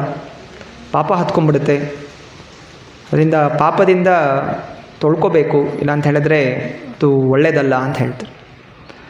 ಕೃಷ್ಣ ಕೇಳ್ತಾನಂತೆ, ಸರಿ ಪಾಪ ಹೋಗಬೇಕು ಅಂದರೆ ಏನು ಮಾಡಬೇಕು ಅಂತ. ಎಲ್ಲ ತೀರ್ಥಕ್ಷೇತ್ರಗಳಿಗೆ ಹೋಗಿ ನದಿಯಲ್ಲಿ ಸ್ನಾನ ಮಾಡ್ಕೊಂಡು ಬಂದರೆ ಪಾಪ ಹೋಗುತ್ತೆ, ಗೋಹತ್ಯೆ ಪಾಪ ಹೋಗುತ್ತೆ. ಆ ಕೃಷ್ಣ ಏನು ಮಾಡ್ತಾನೆ, ನಾನು ಯಾಕೆ ಎಲ್ಲ ಕಡೆ ಹೋಗಬೇಕು, ನಾನೇ ಎಲ್ಲರನ್ನೂ ಕರೆಸ್ತೀನಿ ಅಂತ ಹೇಳಿ ತನ್ನ ಕೊಳಲಿನಿಂದ ಭೂಮಿಯನ್ನು ತೆಗಿತಾನೆ. ಒಂದು ದೊಡ್ಡ ಸಣ್ಣ ಕುಂಡ ಆಗತ್ತೆ. ಧ್ಯಾನ ಮಾಡ್ತಾ ಇದ್ದಾಗೆ ಎಲ್ಲ ತೀರ್ಥಕ್ಷೇತ್ರಗಳು ಬರುತ್ತೆ, ಜಲವಾಗಿ ಆ ಕುಂಡದಲ್ಲಿ ಬಂದು ಸೇರಿಕೊಳ್ಳುತ್ತೆ. ಅದೇ ವೇಣುಕುಂಡ. ಕೂಡ ನಾವು ವೃಂದಾವನಕ್ಕೆ ಹೋದಾಗ ವೇಣುಕುಂಡ ಅಂತ ನೋಡ್ತೀವಿ. ಸೊ ಕೃಷ್ಣನ ವೇಣುವಿನಿಂದ ಆದಂಥ ಕುಂಡ, ಕೃಷ್ಣ ಸ್ನಾನ ಮಾಡ್ತಾನೆ, ಆಚೆ ಬರ್ತಾನೆ, ಆಯಿತು. ಕೃಷ್ಣನಿಗೆ ಪಾಪ ಹತ್ಕೊಳ್ಳುತ್ತೆ ಅಂತೇನಿಲ್ಲ, ಆದರೆ ಎಲ್ಲ ಗೋಪಕರ ಸಂತೋಷಕ್ಕೋಸ್ಕರ ಹಾಗೂ ತನ್ನ ಶಕ್ತಿಯ ಪ್ರದರ್ಶನಕ್ಕೋಸ್ಕರ ಹಾಗೂ ಜನರಿಗೆ ಅಕಸ್ಮಾತಾಗಿ ಗೋಹತ್ಯೆ ಮಾಡಿದರೆ ಈ ರೀತಿ ತೀರ್ಥಕ್ಷೇತ್ರಗಳಿಗೆ ಹೋಗಿ ಸ್ನಾನ ಮಾಡೋದ್ರಿಂದ ಎಲ್ಲ ಪಾಪಗಳು ಹೋಗುತ್ತೆ ಅಂತ ತೋರಿಸ್ಕೊಡ್ಲಿಕ್ಕೋಸ್ಕರ ಕೃಷ್ಣ ಆ ವೇಣುಕುಂಡದಲ್ಲಿ, ವೇಣುಕೂಪದಲ್ಲಿ ಸ್ನಾನ ಮಾಡ್ತಾನೆ. ಇವತ್ತು ಕೂಡ ಅಲ್ಲಿ ವೃಂದಾವನಕ್ಕೆ ಹೋದಾಗ ಸೋಮಾವತಿ ಅಮಾವಾಸ್ಯೆ ಅಂತ ಆಗುತ್ತೆ. ಅಂದರೆ ಯಾವಾಗ ಅಮಾವಾಸ್ಯೆ ಸೋಮವಾರದಂದು ಬರುತ್ತೆ, ಆ ಕುಂಡದಿಂದ ಹಾಲು ಬರುತ್ತಂತೆ ಆಚೆ. ಸೊ ಇಂತಹ ಅದ್ಭುತವಾದ ಘಟನೆಗಳು ಇವತ್ತು ಕೂಡ ನಡೀತಾ ಇದೆ. ವೃಂದಾವನಕ್ಕೆ ಹೋದಾಗ ಆ ವೇಣುಕುಂಡದ ದರ್ಶನ ಅನ್ನೋದು ನಾವು ಮಾಡ್ಕೋಬಹುದು. ಗರ್ಗ ಸಂಹಿತ ಅಲ್ಲಿ ನಾರದ ಮುನಿಗಳು ಇದೇ ಕಥೆಯನ್ನು ಬಹುಲಾಶ್ವ ಅನ್ನುವಂಥ ರಾಜನಿಗೆ ಹೇಳ್ತಾ ಇರ್ತಾರೆ. ಆಗ ಬಹುಲಾಶ್ವ ರಾಜ ಕೇಳ್ತಾನಂತೆ, ಅಸುರ ಹೇಗೆ ಬಂದ ಅಲ್ಲಿಗೆ, ಯಾವ ಕಾರಣದಿಂದ? ಯಾಕಂದರೆ ಕೃಷ್ಣನ ಕೈಗೆ ಸಿಗಬೇಕು ಅಂತ ಹೇಳಿದ್ರೆ ಯಾವುದೋ ಸಾಮಾನ್ಯದ ವ್ಯಕ್ತಿ ಆಗೋದಿಲ್ಲ, ಆ ರಾಕ್ಷಸ ಯಾರು ಅಂತ ಪ್ರಶ್ನೆ ಮಾಡ್ತಾರೆ. ಆಗ ನಾರದ ಮುನಿ ಹೇಳ್ತಾರೆ, ಈ ಅಸುರ ವತ್ಸಾಸುರ, ವತ್ಸ ಅಂತ ಹೇಳಿದ್ರೆ ಈ ಕರು ಹಾಗೆ ಬಂದಂತಹ ಈ ವತ್ಸಾಸುರ, ಅವನ ಪೂರ್ವ ಜನ್ಮದಲ್ಲಿ ಅವನ ಹೆಸರು ಪ್ರಮೀಳ ಅಂತ. ಅವನು ಮುರ ಅನ್ನೋಂಥ ಅಸುರನ ಮಗ. ಮುರ ಏಕಾದಶಿ ಕಥೆಯಲ್ಲಿ ಬರುತ್ತೆ. ಏಕಾದಶಿ ದೇವಿ ಮುರನನ್ನು ಸಂಹಾರ ಮಾಡಿರೋ ಕಾರಣ ಕೃಷ್ಣನಿಗೆ ಹೆಸರು ಬಂತು ಮುರಾರಿ. ಆ ಮುರನ ಮಗ ಪ್ರಮೀಳ. ಅವನು ಕೂಡ ತುಂಬ ಶಕ್ತಿಶಾಲಿಯಾಗಿದ್ದ. ಒಂದು ದಿವಸ ಅವನಿಗೆ ಗೊತ್ತಾಗುತ್ತೆ, ನಂದಿನಿ ಅಂತ ಒಂದು ಆಕಳಿದೆ, ಆಕಳು ಏನು ಬೇಕಾದರೂ ಅದು ಉತ್ಪನ್ನ ಮಾಡುತ್ತೆ. ಅದು ಯಾರ ಹತ್ರ ಇದೆ? ವಶಿಷ್ಠ ಮುನಿಗಳ ಆಶ್ರಮದಲ್ಲಿದೆ. ಅದರಿಂದ ಹೀಗಾದರೂ ಮಾಡಿ ಆ ಆಕಳನ್ನು ನಾನು ವಶಪಡಿಸ್ಕೋಬೇಕು ಅಂತ ಪ್ರಮೀಳ ಯೋಚನೆ ಮಾಡ್ತಾನೆ. ಅರೆ ವಶಿಷ್ಠ ಮುನಿಗಳಿಂದ ಹೇಗೆ ಈಸ್ಕೊಳ್ಳೋದು? ಯಾಕಂದರೆ ಅವ್ನಿಗೆ ಗೊತ್ತಿತ್ತು ಅವ್ರದ್ದು ತುಂಬ ಶಕ್ತಿ ಜಾಸ್ತಿ ಇರುತ್ತೆ, ನಾನು ಎದುರು ಹಾಕ್ಕೊಂಡ್ರೆ ಯುದ್ಧ ಮಾಡಲಿಕ್ಕಂತ ಅವ್ನ ಕೈಯಲ್ಲಿ ಆಗೋದಿಲ್ಲ. ಅದರಿಂದ ಏನು ಮಾಡಬೇಕು? ನಾನು ಒಬ್ಬ ಬ್ರಾಹ್ಮಣ ರೂಪದಲ್ಲಿ ಹೋಗಿ ಅವ್ನು ಭಿಕ್ಷೆ ಬೇಡ್ತೀನಿ. ಭಿಕ್ಷೆ ಬೇಡಿದಾಗ ಋಷಿಗಳು ಕೊಟ್ಟೇ ಕೊಡ್ತಾರೆ ಅಂತ ಹೇಳಿ ಆ ಪ್ರಮೀಳ ಬ್ರಾಹ್ಮಣ ರೂಪದಲ್ಲಿ ಹೋಗ್ತಾನಂತೆ. ಹೋಗಿ ವಶಿಷ್ಠ ಮುನಿಗಳು ಆಶ್ರಮಕ್ಕೆ ಹೋಗಿ, ನನ್ನ ಪೂಜೆ ಪುನಸ್ಕಾರಕ್ಕೆ ಯಜ್ಞ ಮಾಡಲಿಕ್ಕೆ ನನಗೆ ಆಕಳು ಬೇಕಾಗಿದೆ, ದಯವಿಟ್ಟು ನಿಮ್ಮ ಹತ್ರ ಇರುವ ಆಕಳನ್ನು ಕೊಡಿ ಅಂತ ಹೇಳಿ ಭಿಕ್ಷೆ ಮಾಡ್ತಾರಂತೆ. ವಶಿಷ್ಠ ಮುನಿಗಳಿಗೆ ಗೊತ್ತಿದೆ, ಯಾಕಂದರೆ ಅವರು ತ್ರಿಕಾಲದರ್ಶಿಗಳು. ಆದರೆ ಬ್ರಾಹ್ಮಣ ರೂಪದಲ್ಲಿ ಬಂದಿರೋ ಕಾರಣ ಅವರು ಸುಮ್ಮನೆ ಇರ್ತಾರಂತೆ, ಏನು ಹೇಳೋಕ್ಕೆ ಹೋಗೋದಿಲ್ಲ. ಇವನು ದೈತ್ಯ ಅಂತ ಗೊತ್ತಿದ್ರೂ ಕೂಡ ಸುಮ್ಮನೆ ಇರ್ತಾರೆ.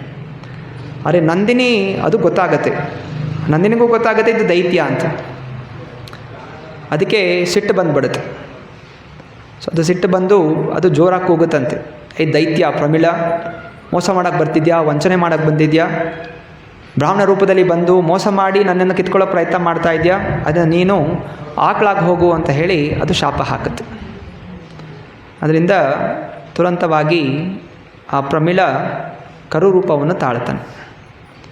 ಅನಂತರ ಆ ದೈತ್ಯ ಪ್ರಾರ್ಥನೆ ಮಾಡ್ಕೋತಾನೆ, ನಾನು ಹೆಂಗೆ ಈ ಶಾಪದಿಂದ ಹೆಂಗೆ ಮುಕ್ತಿ ಆಗೋದು, ನಾನು ಹಿಂಗೆ ಕರು ಆಗ್ಬಿಟ್ನಲ್ಲ ಅಂತ ಕೇಳ್ಕೊಂಡಾಗ ಆಗ ನಂದಿನಿ ಹೇಳುತ್ತೆ, ಮುಂದೆ ಕೃಷ್ಣ ವೈವಸ್ವತ ಮನುವಿನ ಸಮಯದಲ್ಲಿ ಕೃಷ್ಣ ಪರಮಾತ್ಮ ಬರ್ತಾನೆ ದ್ವಾಪರ ಯುಗದಲ್ಲಿ, ಆಗ ನಿನ್ನ ವಿಮೋಚನೆ ಆಗತ್ತೆ ಅಂತ.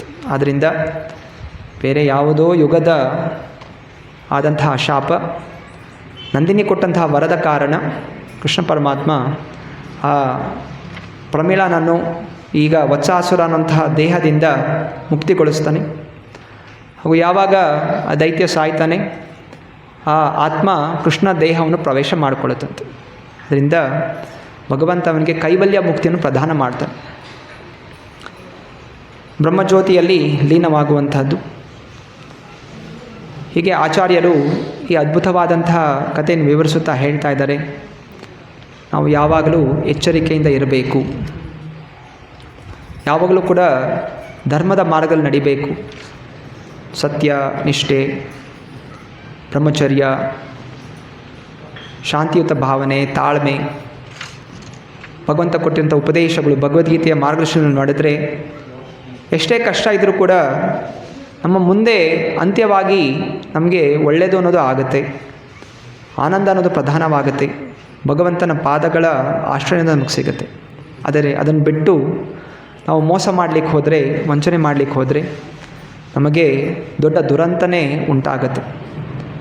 ಹಾಗೂ ಭಗವಂತ ಯಾವುದೇ ರೂಪದಲ್ಲಿದ್ದರೂ ಕೂಡ ಅವನು ಕ್ಷಮೆ ಕೊಡೋದಿಲ್ಲ.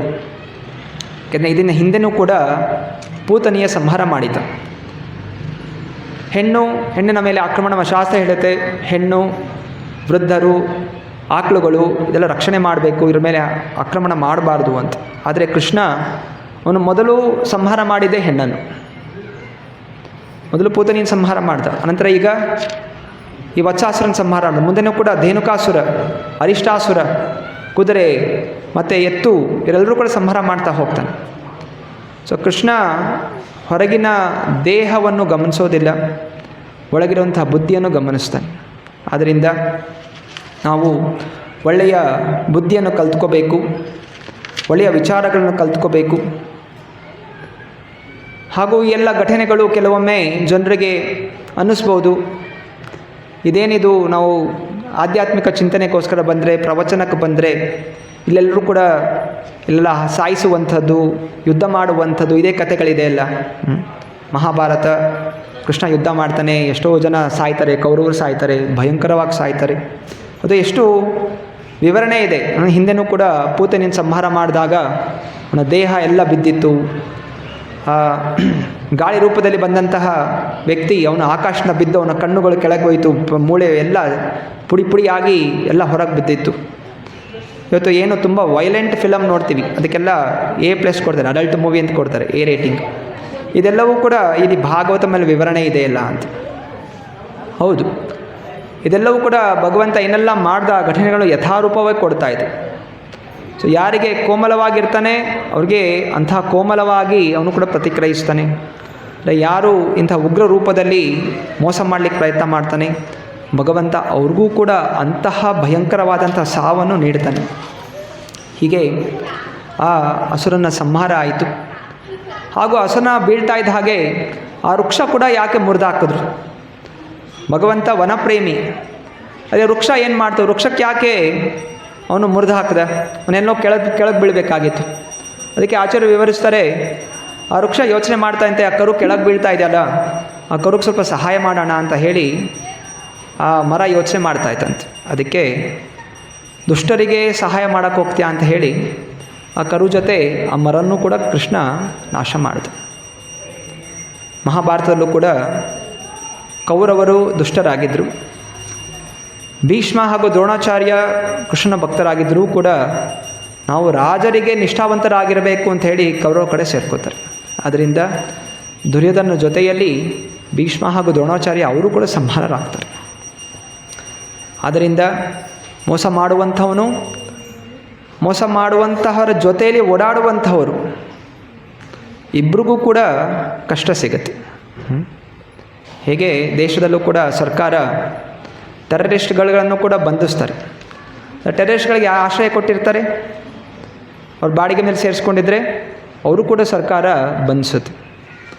ಸರ್ಕಾರ ಏನು ಹೇಳುತ್ತೆ? ವಿಚಾರ ಮಾಡಬೇಕು, ಅವ್ರ ಆಧಾರ್ ಕಾರ್ಡ್ ಚೆಕ್ ಮಾಡಬೇಕು, ಪ್ಯಾನ್ ಕಾರ್ಡ್ ಚೆಕ್ ಮಾಡಬೇಕು, ಎಲ್ಲಿಂದ ಬಂದರು, ಏನು ಮಾಡಿದ್ರು, ಯಾರ್ಯಾರಿಗೂ ಮನೆಗಳು ಕೊಡಬಾರ್ದು, ಇದು ಮನೆ ಓನರ್ಗಳ ಜವಾಬ್ದಾರಿ ಅಂತ ಸರ್ಕಾರ ಹೇಳುತ್ತೆ. ಹಾಗೆಯೇ ಕೃಷ್ಣ ಕೂಡ ಹೇಳ್ತಾನೆ, ಸಂಗತ್ಯಾಗೋ ಚತವೃತ್ತಿ. ಸಂಘ ಇರಬೇಕು, ಆದರೆ ಸಿಕ್ಕದವ್ರ ಸಂಘ ಎಲ್ಲ ಮಾಡೋದಲ್ಲ. ಇವನ ಫ್ರೆಂಡ್ ನಂಗೆ ದುಡ್ಡು ಕೊಡ್ತಾನೆ, ನಂಗೆ ಸಹಾಯ ಮಾಡ್ತಾನೆ, ನಂಗೆ ಅದು ಕೊಡಿಸ್ತಾನೆ, ಇದು ಕೊಡಿಸ್ತಾನೆ, ನಾನು ಹೇಳಿದಾಗೆಲ್ಲ ಅವ್ನು ಕೇಳ್ತಾನೆ, ಆದರೆ ಅವನಿಗೆ ಹಣ ಎಲ್ಲಿಂದ ಬರ್ತಾ ಇದೆ, ಅವನ ಗುಣಗಳೇನು? ಇಂತಹ ದುಷ್ಟ ಬುದ್ಧಿ ಇರುವಂತಹ ದುಷ್ಟ ಗುಣಗಳ ಸಂಘದಲ್ಲಿ ನಾವಿದ್ದರೆ ನಮ್ಮನ್ನು ಕೂಡ ಭಗವಂತ ಶಿಕ್ಷೆಗೆ ಒಳಗಾಗಿಸ್ತಾನೆ. ಆದ್ದರಿಂದ ಶಾಸ್ತ್ರಗಳ ನಿಯಮಗಳನ್ನು ಸ್ಪಷ್ಟವಾಗಿ ಮುಂಚೆನೇ ಕೊಟ್ಟಿದ್ದಾನೆ. ಸಂಗತ್ಯಾಗೋ ಚತವೃತ್ತಿ. ಅಸತ್ಸಂಗವನ್ನು ತ್ಯಾಗ ಮಾಡಬೇಕು. ಎಷ್ಟೇ ಪ್ರೀತಿ ಇರಲಿ, ಸ್ನೇಹಿತರಿರಲಿ, ಬಾಲ್ಯ ಸ್ನೇಹಿತರಿರಲಿ, ಅಪ್ಪ ಅಮ್ಮನೇ ಇರ್ಬೋದು, ಅನೇಕ ಡಾಕುಗಳಿದ್ದಾರೆ, ಮೋಸಗಾರರಿದ್ದಾರೆ, ಸ್ಮಗ್ಲರ್ಗಳಿದ್ದಾರೆ. ಅವ್ರ ಮಕ್ಕಳನ್ನ ಅವರು ಕಷ್ಟಪಟ್ಟು ಸಾಕ್ತಾ ಇದ್ದಾರೆ. ಹೆಂಗೆ ಕಷ್ಟಪಡ್ತಾರೆ? ಮೋಸ ಮಾಡಿ ಕಷ್ಟಪಟ್ಟು ಸಾಕ್ತಾ ಇದ್ದಾರೆ. ಮಗ ದೊಡ್ಡವನಾದಾಗ, ಬುದ್ಧಿ ಬಂದಾಗ ಅವ್ನು ಗೊತ್ತಾಗಬೇಕು, ತಂದೆ ತಾಯಿ ಮೋಸದಿಂದ ನಾನು ಸಾಕ್ತಾರೆ ಅಂತ ಹೇಳಿದ್ರೆ ಅಂಥವ್ರನ್ನ ತ್ಯಾಗ ಮಾಡಬೇಕು. ಅದನ್ನು ಬಿಟ್ಟು ನಾನು ಸಾಕಿದಾರಲ್ಲ ಅಂಥೇಳಿ ಅವ್ರ ಜೊತೆನೇ ಇದ್ದರೆ ಮತ್ತು ಎಲ್ಲ ಪರಿವಾರನೂ ಕೂಡ ಭಗವಂತ ನಾಶ ಮಾಡ್ತಾನೆ. ಇದರಲ್ಲಿ ಯಾವುದೇ ರೀತಿ ಸಂದೇಹ ಇಲ್ಲ. ಆದ್ದರಿಂದ ನಾವು ನಮ್ಮ ಸಂಘ ನಾವು ಎಚ್ಚರಿಕೆಯಿಂದ ಇರಬೇಕು. ಯಾವಾಗಲೂ ನಿಯಮಗಳ ಪಾಲನೆ ಇರಬೇಕು. ಹಾಗೂ ಈ ಎಲ್ಲ ಶಿಕ್ಷೆಗಳು ಭಗವಂತ ಯಾಕೆ ಕೊಡ್ತಾನೆ? ನಾವು ಬದಲಾಗಬೇಕು ಅಂತ. ಭಗವಂತನಿಗೆ ನಮ್ಮ ಮೇಲೆ ಅತ್ಯಾಚಾರ ಮಾಡಬೇಕು ಅಂತಲ್ಲ. ಉದಾಹರಣೆ ಕೊಡ್ತಾರೆ, ಹೇಗೆ ಬೆಂಕಿ ಇದೆ, ಬೆಂಕಿ ಕೈ ಹಾಕಿದಾಗ ಕೈ ಉರಿಯುತ್ತೆ, ಸುಡುತ್ತೆ. ಅವಾಗ ಏನು ಮಾಡ್ತೀವಿ? ಕೈನ ವಾಪಸ್ ಎಳ್ಕೊತೀವಿ. ಅದೇ ಸುಡದೇ ಇದ್ದಿದ್ರೆ ಏನಾಗ್ತಾಯಿತ್ತು? ಬೆಂಕಿ ಹತ್ಕೊಂಡು ಕೈಯೆಲ್ಲ ಭಸ್ಮ ಆಗಿಬಿಡ್ತಾಯಿತ್ತು, ಅಂದರೆ ಕೈಯೇ ಇರ್ತಾ ಇರಲಿಲ್ಲ. ಆದ್ದರಿಂದ ನಮಗೆ ಜೀವನದಲ್ಲಿ ನಾನಾ ಹಂತಗಳಲ್ಲಿ ಏಟುಗಳು, ದುಃಖಗಳು ಬಂದಾಗ ಕೃಷ್ಣ ನಮಗೆ ನಾವು ಈ ಸಾಂಸಾರಿಕ ಚಿಂತನೆಗಳಿಂದ ಹೊರಬರಬೇಕು, ಆಧ್ಯಾತ್ಮಿಕ ಚಿಂತನೆಯನ್ನು ಇದು ಅಧಿಕವಾಗಿ ಬೆಳೆಸ್ಕೋಬೇಕು ಅಂತ ಅವಕಾಶ ಕೊಡ್ತಾ ಇದ್ದಾರೆ. ಈ ಸಣ್ಣ ಸಣ್ಣ ಪೆಟ್ಟುಗಳು, ತಂದೆ ತಾಯಿ ಹೇಗೆ ಮಕ್ಕಳಿಗೆ ಹೊಡಿತಾರೆ, ತಂದೆ ತಾಯಿ ಮೋಸದಿಂದ ಅಥವಾ ಏನೋ ಅಸೂಯೆ ಭಾವನೆಯಿಂದ ಮಕ್ಕಳಿಗೆ ಹೊಡೆಯೋದಿಲ್ಲ. ಮಗುಗೆ ಬೇಜಾರಾಗ್ಬೋದು, ನಂಗೆ ಯಾಕೆ ಅಪ್ಪ ಅಮ್ಮ ಹೊಡೆದ್ರು ಅಂತ. ಏನಕ್ಕೆ ಹೊಡಿತಾ ಇದ್ದರೆ ಇವನೇನೋ ತಪ್ಪು ಕೆಲಸ ಮಾಡ್ದ, ಅದರಿಂದ ತಪ್ಪು ತಿದ್ಕೊಂಡು ಒಳ್ಳೆಯವನಾಗಬೇಕು ಅಂತ ಹೇಳಿ ತಂದೆ ತಾಯಿರು ಹೊಡಿತಾರೆ. ಹಾಗೆ ಭಗವಂತ ನಮಗೆ ಜೀವನದಲ್ಲಿ ಕಷ್ಟಗಳು ಕೊಡ್ತಾ ಇರುವಂಥದ್ದು. ಅನೇಕ ಇನ್ನೂ ಜಾಸ್ತಿ ಕಷ್ಟ ಸಿಗಬೇಕಾಗಿತ್ತು, ಯಾಕಂದರೆ ಪೂರ್ವದಲ್ಲಿ ಏನೇನು ಪಾಪಗಳು ಮಾಡಿದ್ದೀವಿ ನಮಗೆ ಗೊತ್ತಿಲ್ಲ. ಆದರೆ ಭಗವಂತ ಎಷ್ಟೋ ಆ ಪಾಪಗಳನ್ನು ತಡೆ ಹಿಡಿದು ಸ್ವಲ್ಪ ಸ್ವಲ್ಪ ಏಟುಗಳನ್ನು ಕೊಡ್ತಾನೆ ಜೀವನದಲ್ಲಿ. ಆಗ ಭಕ್ತರಾದಂಥವರು ಈ ಏಟುಗಳು ನನ್ನ ಪರಿವರ್ತನೆಗೋಸ್ಕರ, ನನ್ನ ಹೃದಯ ಶುದ್ಧೀಕರಣಕ್ಕೋಸ್ಕರ ನಾನು ಇನ್ನೂ ಅಧಿಕವಾಗಿ ಭಕ್ತಿಯಲ್ಲಿ ಮುಂದುವರಿಬೇಕು, ಭಕ್ತರ ಆಶ್ರಯ ಪಡ್ಕೋಬೇಕು. ಹರೇ ಕೃಷ್ಣ ಕೃಷ್ಣ ಕೃಷ್ಣ ಹರೇ ಹರೇ, ಹರೇ ರಾಮ ರಾಮ ರಾಮ ಹರೇ ಹರೇ. ತೀವ್ರತೆಯಿಂದ ಜಪಿಸಬೇಕು ಅಂತ ಭಾವನೆಗಳನ್ನು ಬೆಳೆಸ್ಕೋತಾರೆ.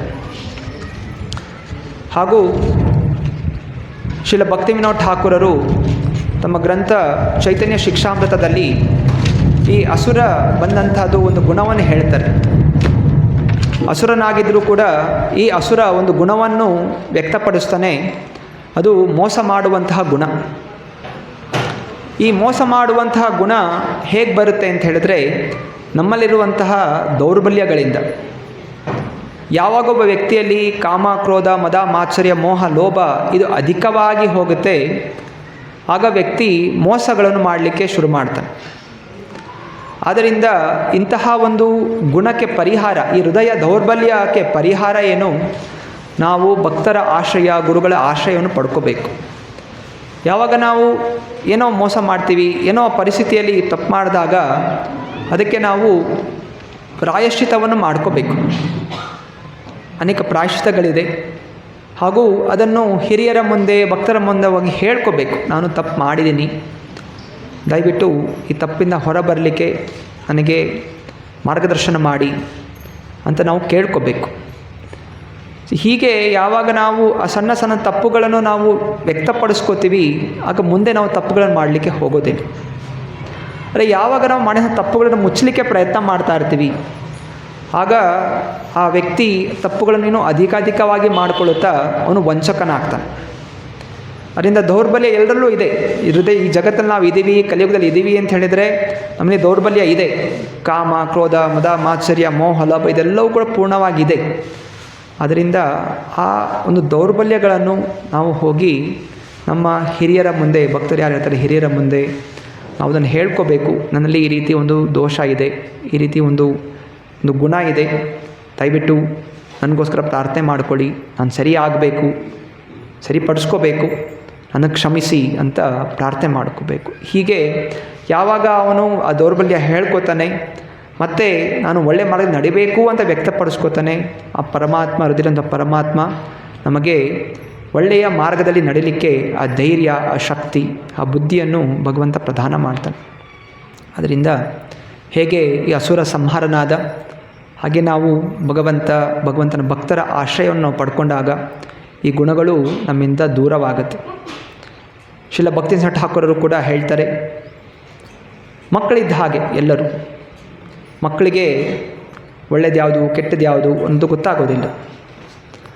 ಆದ್ದರಿಂದ ಆ ಮಕ್ಕಳಿಗೆ ತಂದೆ ತಾಯಿಯರು ಭಗವಂತನ ಸೇವೆಯಲ್ಲಿ ತೊಡಗುವಂತಹ ಒಂದು ಗುಣಗಳನ್ನು ಕಲಿಸ್ಕೊಡ್ಬೇಕು. ಬ್ರಹ್ಮಚರ್ಯದ ಪಾಲನೆ ಬಗ್ಗೆ ಹೇಳ್ತಾರೆ. ಬ್ರಹ್ಮಚಾರಿ ಅಂತ ಹೇಳಿದ್ರೆ ಮದುವೆ ಆಗದೆ ಇರೋದು ಅಂತಲ್ಲ. ಬ್ರಹ್ಮಚರ್ಯ ಅಂತ ಹೇಳಿದರೆ ಸದಾ ಬ್ರಹ್ಮನ ಚಿಂತನೆ ಮಾಡುವಂಥದ್ದು. ಬ್ರಹ್ಮನ್ ಅಂತ ಹೇಳಿದರೆ ಭಗವಂತ. ಸೊ ಭಗವಂತನ ಚಿಂತನೆಯಲ್ಲಿ ನಡೆಯುವಂಥವನು ಬ್ರಹ್ಮಚರತಿ ಇತಿ ಬ್ರಹ್ಮಚರ್ಯ. ಅದು ಮದುವೆ ಆಗದೇ ಇರೋನು ಇರ್ಬೋದು, ಗೃಹಸ್ಥನೂ ಕೂಡ ಇರ್ಬೋದು, ಸನ್ಯಾಸಿಗಳು ಯಾರೇ ಇರಲಿ ಕೂಡ ಎಲ್ಲರೂ ಕೂಡ ಬ್ರಹ್ಮಚರ್ಯ ಪಾಲನೆ ಅನ್ನೋದು ಎಲ್ಲರೂ ಕೂಡ ಮಾಡಬೇಕು. ಅದರಿಂದ ನಮಗೆ ಶ್ರೀಲ ಪ್ರಭುಪಾದರು ಆ ಬ್ರಹ್ಮಚರ್ಯದ ಪಾಲನೆ ಮಾಡಲಿಕ್ಕೆ ಒಳ್ಳೆಯ ಅವಕಾಶ ಕೊಟ್ಟಿದ್ದಾರೆ. ಪ್ರತಿನಿತ್ಯ 16 ಮಾಲೆ ಹರೇ ಕೃಷ್ಣ ಮಹಾಮಂತ್ರ ಜಪಿಸುವಂಥದ್ದು, ಭಗವದ್ಗೀತಾ ಭಾಗವತ ಅಧ್ಯಯನ ಮಾಡುವಂಥದ್ದು, ಮಂದಿರಕ್ಕೆ ಬಂದು ಸೇವೆ ಮಾಡುವಂಥದ್ದು, ಹಾಗೂ ಗ್ರಂಥಗಳನ್ನು ವಿತರಣೆ ಮಾಡುವಂಥದ್ದು, ಪ್ರಚಾರ ಮಾಡುವಂಥದ್ದು. ಹೀಗೆ ನಮ್ಮ ಮನಸ್ಸು ಯಾವಾಗಲೂ ಇಂತಹ ಚಿಂತನೆ ಹೆಂಗಿದಲ್ಲಿ ಮುಂದುವರಿಬೇಕು ಅಂತ ಚಿಂತನೆ ಇದ್ದಾಗ ನಮ್ಮ ಒಳಗೆ ಇರುವಂತಹ ಈ ಎಲ್ಲ ದೌರ್ಬಲ್ಯಗಳು, ಕಾಮ, ಕ್ರೋಧ, ಮದ, ಮಾತ್ಸರ್ಯ, ಮೋಹ, ಲೋಭಗಳು ಇದ್ಯಾವುದು ಕೂಡ ಬೆಳೀಲಿಕ್ಕೆ ಅವಕಾಶ ಸಿಗೋದಿಲ್ಲ. ಎಲ್ಲ ಬೀಜಗಳು ಇದೆ, ಆದರೆ ಆ ಬೀಜಗಳು ಬೆಳೀಲಿಕ್ಕೆ ಅವಕಾಶ ಕೊಡಬಾರ್ದು. ಅದು ಹೇಗೆ? ನಾವು ಅಧಿಕವಾಗಿ ಭಕ್ತಿಯನ್ನು ಮಾಡೋದ್ರಿಂದ. ನಾವು ಕೇವಲ ಅದನ್ನು ಬೆಳೀಲಿಕ್ಕೆ ವಿರೋಧ ಮಾಡ್ತಾ ಇದ್ದಾಗ ಆಗೋದಿಲ್ಲ. ಜನ ಅಂದ್ಕೋತಾರೆ, ಹೋಗಿ ತಪ್ಪಿಸೋಕೆ ಕೂತ್ಕೊಂಡ್ಬಿಡ್ತಾರೆ, ಓಂ ಅಂತ. ಮನಸ್ಸನ್ನು ನಾನು ಹೀಗೆ ಏನು ಚಿಂತನೆ ಮಾಡದೇ ಇರ್ತಾರೋ ಗಟ್ಟಿಗೆ ಇಟ್ಕೋತೀನಿ ಅಂತ. ಶಾಂತಿ ಶಾಂತಿ ಶಾಂತಿ, ಏನು ಶಾಂತಿನೂ ಬರೋದಿಲ್ಲ. ಶಾಂತಿ ಚಿಂತನೆ ಬರೋಕ್ಕೆ ಶುರು ಆಗುತ್ತೆ.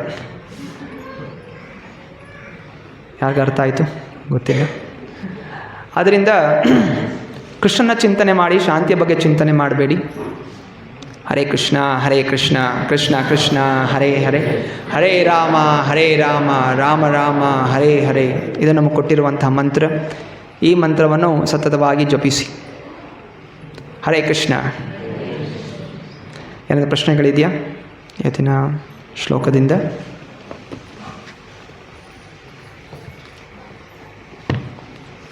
ಗ್ರಂಥರಾಜ್ ಶ್ರೀಮದ್ ಭಾಗವತಂ ಕಿ